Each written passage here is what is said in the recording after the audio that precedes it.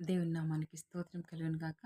ఈరోజు దేవుని వాక్యము సామెతల గ్రంథము 3వ అధ్యాయము 5వ వచనం నుండి చదువుకుందాం.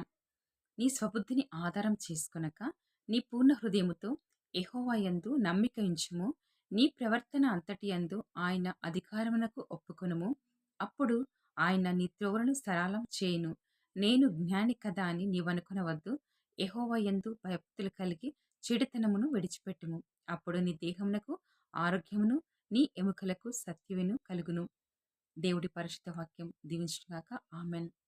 యెహోవా యందు భయభక్తులు కలిగి చెడుతనము విడిచిపెట్టిన వారమైతే దేవుడు మన దేహమునకు ఆరోగ్యమును, ఎముకలకు సత్యము కలిగిస్తున్న వాక్యం సెలవిస్తుంది.